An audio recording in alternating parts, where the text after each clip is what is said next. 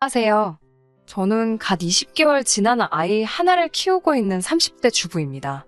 결혼 이후로 생각 없는 손위신우 때문에 매일매일이 고통입니다. 저와 남편은 어른들의 주선으로 마련된 선자리에서 만났습니다. 그렇다 보니 배경적인 부분에서는 한쪽이 처질 것 없이 비슷한 상황입니다. 남편은 순하고 착한 사람입니다.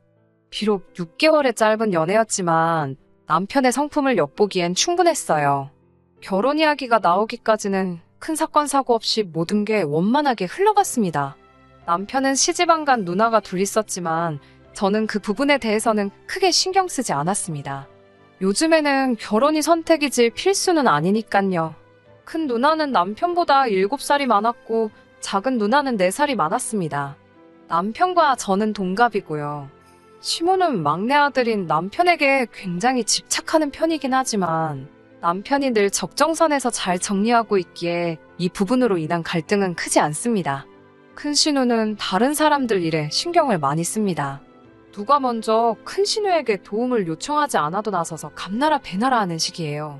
그리고 자기 말대로 안 하면 나는 좋은 뜻으로 도움을 주는데 너는 왜 그걸 거절하냐는 식으로 시비를 겁니다. 자기만이 이 집안을 끌어갈 수 있는 사람이라고 생각하는 것 같아요. 한 가지 예로 저와 남편이 결혼식장을 고르던 때였습니다. 모든 예비 신부들이 그렇듯 다들 자기가 생각하는 결혼식이 있잖아요. 저도 그랬고요. 당시 신우는 중소기업에서 격리로 근무하고 있었는데요. 하루는 자기 회사랑 연계된 회관이 가성비가 좋다며 거기서 견적을 뽑아왔더라고요.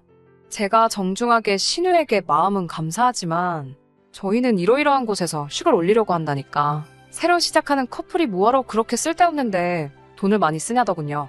그러면서 여기도 깨끗하고 좋다고 계속 강요 아닌 강요를 하더라고요. 도저히 대화가 끝날 것 같지 않아서 제가 한번 생각은 해보겠다 하고 대화를 대충 마무리 지었어요. 그런데 결국 신우가 자기 마음대로 예약금을 걸어놓고 왔더라고요.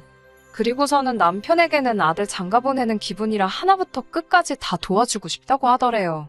제가 남편에게 왜 신우가 나서서 우리 식장까지 이래라 저래라 하냐고 화를 냈지만 남편은 누나가 아기가 있어서 그런 건 아니니까 한 번만 참아달라고 했어요. 결국 남편 입장도 고려해서 신우가 예약한 회관에서 식을 올리기로 했습니다. 그런데 또 다른 게 저를 기다리고 있더라고요. 신우가 상의도 없이 계약한 사진작가 때문이에요. 저는 사진은 평생 남는 거니까 돈을 좀 쓰더라도 잘하는 사람을 찾고 싶었어요. 그런데 신우가 자기가 아는 사람에게 부탁해서 엄청 저렴하게 할 수 있다며 또 자기 마음대로 계약하고 왔더라고요. 저는 이번만큼은 도저히 참을 수가 없어서 신우에게 그 계약 물러달라고 했어요. 신우도 기분이 상했는지 그럼 계약금은 물어내라고 하더라고요. 그래서 알겠다 하고 그 돈 물어줬습니다. 덕분에 쓸데없이 돈만 버렸어요. 신혼여행도 회사 휴가 때문에 어디 길게 갈 상황이 못 돼서 결국 제주도로 가게 됐어요. 목적지를 바꾼 것도 서운하고 해서 숙박만큼은 좀 근사한 곳으로 가고 싶더라고요. 그래서 풀빌라 독채하고 스포츠카 렌트를 알아보고 있었는데 그걸 알게 된 신우가 또 어디서 조사를 해왔다고 남편을 통해서 견적서를 주더라고요. 열받아서 제대로 보지도 않았지만 딱 봐도 무슨 펜션에 경찰을 찾아와 놓곤 이게 가성비가 좋대요. 이번엔 남편이 신우한테 우리가 무슨 수학여행 가는 건 줄 아냐면서 안 도와줘도 되니까 제발 참견하지 말라고 한마디 했어요. 그러자 신우가 저를 노려보면서 허세나 부리는 김치녀 마누라 얻어서 우리 막내 조만간 거지가 되겠다 하며 혀를 차대요. 솔직히 그때 뭔 말을 그딴 식으로 하느냐고 아주 뒤집어 놓았어야 했는데 일 크게 만들기 싫어 못 들은 척하고 그냥 넘기긴 했습니다. 게다가 하루는 저희 월급 관리를 이렇게 하면 좋을 것 같다면서 무슨 엑셀로 가계부표까지 만들어 왔어요. 무슨 식비는 얼마, 공과금은 이 정도로 아주 자기 마음대로 난리가 났더라고요. 그걸 받아본 순간 이 결혼은 못할 결혼이다 싶어서 남편에게 헤어지자고 했어요. 신우가 이렇게까지 우리 생활에 관여하는 건 절대 받아들일 수 없다고요. 그러니까 이번엔 신우도 꼬리를 내리고 미안하다고 하더군요. 하지만 꼭 하라는 건 아니었다면서 저한테 과민하게 반응하지 말래요. 자기는 그냥 도움이 되고 싶을 뿐이었다고요. 자기가 기업에서 자금 관리를 하는 일을 하고 있으니 직업병 때문에 전문가 입장에서 아직 어리고 모든 게 새로울 법한 저희들을 도와주고 싶었을 뿐이라고 절대 관여하려는 생각은 아니었다고 발뺌을 하더라고요. 신우의 직업을 비웃고 싶은 마음은 없지만 그냥 뭐 말을 저렇게 하지. 저 자신감은 도대체 어디서 나오는 거지? 하고 말았습니다. 우여곡절 끝에 식을 올렸고 1년이 지나 아이를 낳았습니다. 시댁에서 처음 태어난 아이라 그런지 시부모님도 신우들도 엄청 예뻐해주긴 했어요. 그런데 그 방식이 저를 또 미치게 하네요.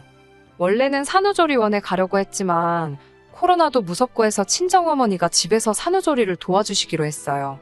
남편은 그동안 시댁에서 지내기로 했고요. 그런데 신우가 하루가 멀다 하고 집에 찾아오는 거예요. 자기 딴에는 도와주러 왔다고 하는데 저랑 친정엄마한테 육아 훈수를 얼마나 두는지 어이가 없어서요. 출산은커녕 결혼도 안 해본 사람이 저희 친정엄마한테 아이를 눕힐 때는 이렇게 하셔야 한다. 또 출산한 산모한테는 이런 음식을 먹여야 한다며 잔소리를 얼마나 하던지요. 결국 제가 남편을 통해서 신우 좀 그만 오게 하라고 우리 엄마도 나도 불편해 죽겠다고 한 소리 하고 나서야 발길을 멈추더군요. 하지만 이 일로 인해서 저도 시모한테 한 소리 들었습니다. 무조건 시자라고 세우는하고 보지 말고 신우의 깊은 마음을 헤아려 줄 수는 없냐는 거죠. 가뜩이나 저희 친정엄마도 이 상황에 엄청 열받아 계셨는데 제가 한마디라도 더 하면 집안 싸움 날까 싶어서 꾹 참았네요. 게다가 집 문제도 어이가 없었어요. 남편 소유의 30평대 아파트가 있었지만 신우의 직장에서 가깝다는 이유로 신우들이 그 집에 살고 있었거든요. 저희가 결혼식을 하면서 이제 집을 돌려달라고 하자 이런저런 핑계를 대면서 일단 큰 신우 소유의 20평대 아파트에서 지내라고 하더라고요. 하는 수 없이 벽지라도 새로 바르려고 하자 벽지 고르는 날까지 전화해서는 실크 벽지 말고 포인트 벽지로 해놓으라고 지시를 하더군요. 게다가 세대주 문제 때문에 아이 병원 갈 때나 통장 만들 때 관계와 긴증명서도 떼가야 했고 이래저래 귀찮은 일이 너무 많았어요. 그런데 한 번도 이 부분에 대해서 미안해하거나 사과하지도 않더라고요.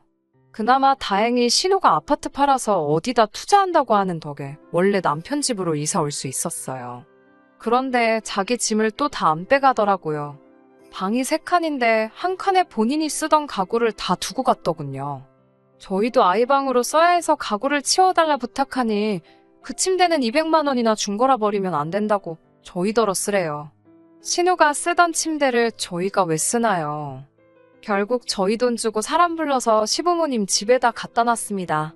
그리고 아기를 키워보신 분들은 알겠지만 아기가 자야 엄마도 잘 수 있잖아요. 간신히 재운 아기가 깨면 정말 그날 잠은 다 잔 거잖아요. 그런데 신우가 밤 10시에도 집에 찾아옵니다.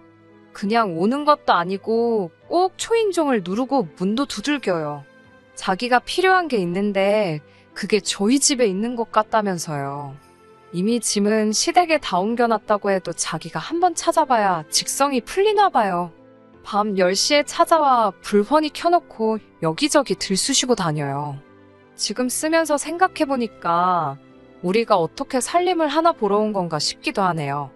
게다가 영상통화도 시도 때도 없이 걸어요. 아기 자는 거 보고 싶다. 아기 씻는 거 보고 싶다.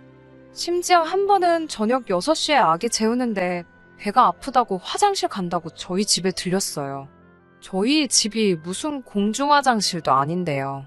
집에 오면 손도 안 씻고 아기를 만지는 일이 부지기수고 안방에도 자기 마음대로 들어가 침대에 걸터앉고 정말 신경 쇠하게라도 걸리겠더라고요.